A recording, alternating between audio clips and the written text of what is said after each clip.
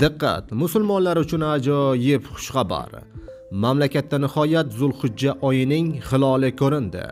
Bu degani rasman Qurbon hayitining sanasi ma'lum bo'ldi. Videorolikni o'tkazib yubormasdan oxirigacha ko'ring. Assalomu alaykum aziz tomoshabinlar. Tezkor va muhim yangiliklarni o'tkazib yubormaslik uchun hamda ushbu yangiliklardan imkon qadar boshqalar ham tezroq xabardor bo'lishlari uchun videorolik ostiga bir dona like tugmachasini bosib qo'yishni unutmang.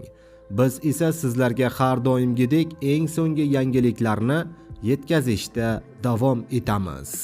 Diqqat qiling, Saudiya Arabistoni Oliy sudi Zulhijja oyining hiloli mamlakat hududida ko'ringanligini ma'lum qildi. Shu munosabat bilan 18-may kuni Zulhijja oyining 1-kuni deb e'lon qilindi. Sud bayonotiga ko'ra, Arafa kuni 26-may seshanba kuniga to'g'ri keladi. Qurbon hayitining 1-kuni esa 27-may chorshanba kuni nishonlanadi, deyilgan ma'lumotda. Qaror Oliy sud huzuridagi hilolni kuzatish bo'limi tomonidan o'tkazilgan.